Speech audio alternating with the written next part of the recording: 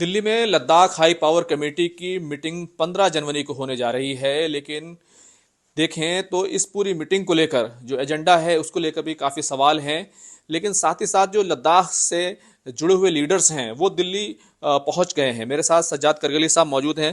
سجاد صاحب، میٹنگ دوبارہ سے بلائی گئی ہے، پہلی میٹنگ بھی کامیاب رہی، تمام چیزیں ہوئیں۔ پہلی بات تو یہ ہے کہ دوسری میٹنگ سے آپ کیا توقعات لے کر آئے ہیں؟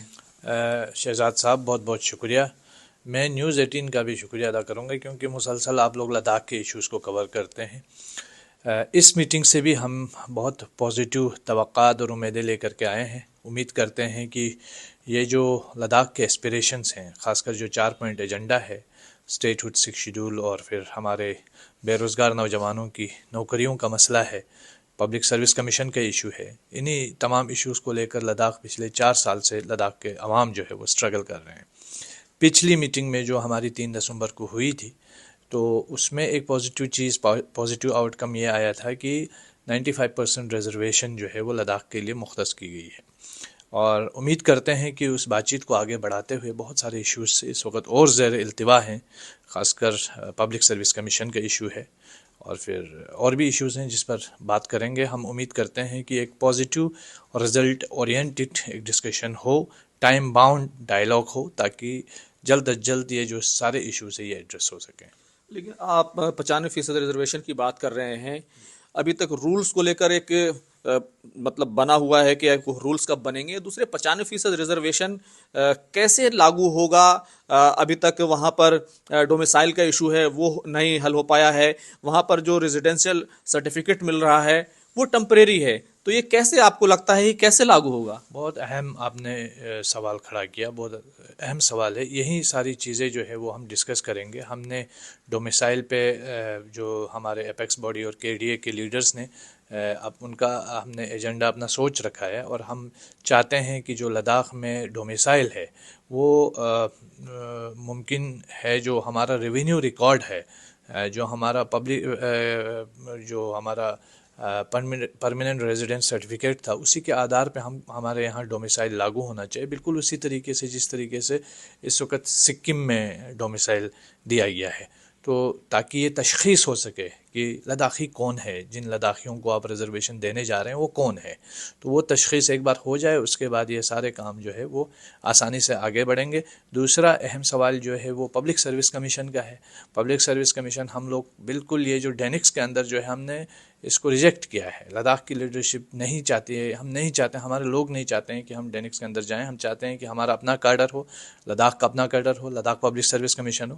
اگر اس میں کسی قسم کی دقت ہے سرکار کو تو وہ Jammu Kashmir public service commission کے ساتھ لداخ کو منسلک کرے، اس سے جوڑے، تو کیونکہ وہ جو Jammu Kashmir public service commission تھا وہ 2019 سے پہلے تو ہم سب اسی پبلک سروس کمیشن کے زیر تحت آتے تھے، اور آج بھی آپ دیکھیں گے کہ بہت سارے ملازم ایسے ہیں لداخ کے اندر جو اسی کیڈر کے ہیں، تو ہم چاہتے ہیں کہ اس کو کنٹینیو کیا جائے۔ لیکن سوال جو یہ ہے، جس طریقے سے بے روزگاری کا ایشو ہے، ظاہر سی بات ہے ان تمام ایشوز کو پہلے لیا جا رہا ہے جو آسانی سے حل کی جا سکتی ہے، اس پر سہمتی بن سکتی ہے، لیکن سوال یہ ہے کہ بے روزگاری کا جو ایشو ہے اس میں ڈومیسائل کا جو ساتھ ساتھ ایشو ہے، آپ کی طرف سے، آپ لوگوں کی طرف سے کس طریقے کا پرپوزل ہے؟ ابھی جو لداخ ریزیڈینشیل سرٹیفکیٹ مل رہا ہے، کیا اسی کو آگے بڑھایا جا سکتا ہے یا کوئی اور راستہ نکالا جا سکتا ہے؟ ہماری تو ڈیمانڈ یہی رہے گی کہ جو ایل آر سی ہے اس کو پرماننٹ کیا جائے اور اس کو گیزٹڈ پوسٹ کے لیے بھی اس کو لاگو کیا جائے، لیکن اگر سرکار کو اس میں دقت نظر آتی کسی قسم کی، ویسے تو آنی نہیں چاہیے،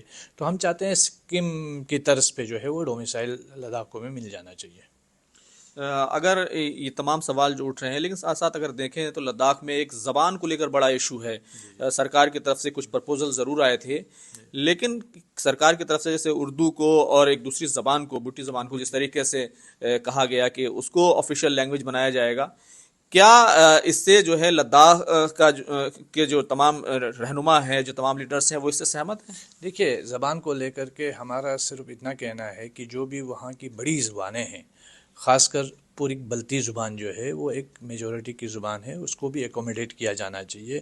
باقی آپ دوسری زبان کو بھی ایکوموڈیٹ کریں، جو کیا جانا چاہیے، ہر ایتھنک زبان ہمارے یہاں جو ایک اور مطلب جو یہ ساری زبانیں پوری بلتی زبان یا لداخی زبان ہے، یہ لداخ ٹبیٹین فیملی کی زبانیں ہیں. اس کے علاوہ شینا زبان جو ہے وہ بالکل ٹبیٹین فیملی کا حصہ ہی نہیں، وہ ڈیفرنٹ زبان ہے. جس طرح بنگالی اور گجراتی زبانیں بالکل اسی طریقے سے دو الگ الگ زبانیں ہیں.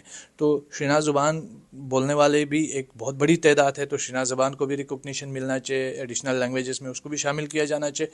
پھر کیانگو زبان جو بولی جاتی ہے، جو ہمارے درسکس، گرکون، بٹالک، سلمو اور یہ ان علاقوں میں جو بولی جاتی ہے داہنو میں، تو اس زبان کا نام بیسیکلی بروسکت بھی بولتے ہیں اسے. اصل جو اوریجنل نیم ہے اس کا کیانگو ہے.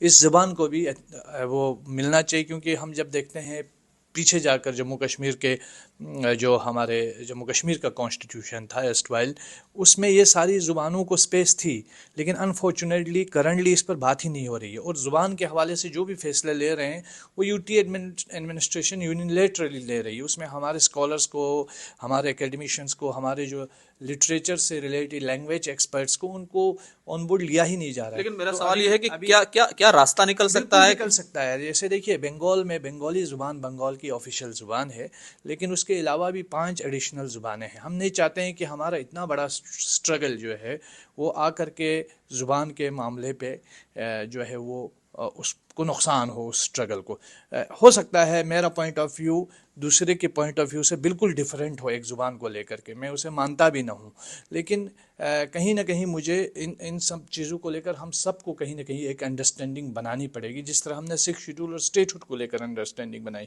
تاکہ ہم ان چھوٹے چھوٹے ایشوز کو لے کر لداخ کو ایک بہت بڑے کرائسس کی طرف دھکیلنے میں مددگار ثابت نہ ہوں. اور ہمارا جو اسٹرگل ہے، جو ہمارے ایگزسٹنس کی لڑائی ہے، اس ایگزسٹنس کی لڑائی میں ہم سب کو مل کر کے آگے بہت جانا ہے.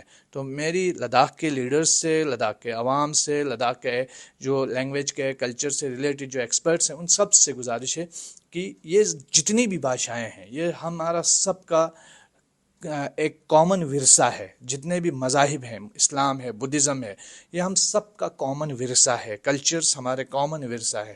تو ان سب کی حفاظت کرنا ہم سب کی ضرورت ہے، ہم سب پہ ذمہ داری. ایک اہم سوال یہ ہے کہ جس طریقے سے آپ لوگوں کی بات چیت چل رہی ہے، کہیں نہ کہیں سکھ شیڈول کا ایشو اور وہاں پر اسٹیٹ ہوڈ کا ایشو، کہیں آپ کو نہیں لگتا کہ یہ تھوڑا پیچھے چھوٹ گیا ہے اور وقت جو ہے وہ گزرتا جا رہا ہے؟ دیکھیے ہمارے پاس مطلب ظاہر سی بات ہے، لداخ جیسے کسی علاقے میں کوئی طوفان آتا ہے، کوئی سیلاب آتا ہے، تو اس میں انسان کوشش کرتا ہے کہ سب سے پہلے انسان اپنی جان بچائے، اس کے بعد وہ پھر اپنے گھر والوں کو بچائے، اس کے بعد وہ کوشش کرتا ہے کہ گھر کے سامان کو پروٹیکٹ کرے. ہمارے یہاں جو سب سے بڑا لداخ کو اس وقت ایشو ہے، وہ ہمارے بے روزگار نوجوانوں کی جو عمریں ہیں وہ نکلتی جا رہی ہیں، اوور ایج ہو رہے ہیں، اور ہم مسلسل دیکھ رہے ہیں کہ بے روزگاری کا ایک نہ تھمنے والا سلسلہ ہے. ہمارے لیے سکھ شیڈول بھی امپورٹنٹ ہے، ہمارے لیے اسٹیٹ ہوڈ بھی امپورٹنٹ ہے، اور ہم آخر دم تک کوشش ہماری یہی رہے گی کہ ہم اس پر اسٹرگل کریں، لڑیں اور ایمانداری سے لڑیں. لیکن اس وقت ہم جو ڈائیلاگ کر رہے ہیں وہ لو ہینگنگ فروٹس جو سرکار کے ساتھ کر رہے ہیں، کہ جو جلدی حل ہونے والے مسائل، اور جس میں خاص کر ہم دیکھتے ہیں جو ہمارے بے روزگار نوجوان ہیں ان کے اوپر. کیونکہ آپ دیکھیں وہاں ایک کنٹریکچوئل کا خود ہی کہا کہ ایج کا ایک ایشو کھڑا ہو رہا ہے کہ ایج نکل رہی ہے، تو اس کو اس کے لیے کیا فارمولا ہے؟ اس پر ایج ریلیکسیشن ہو سکتا ہے. بہت سارے اسٹیٹس میں ایج ریلیکسیشن دی جاتی ہے، جیسے گجرات ہے، راجستھان ہے، تامل ناڈو ہے.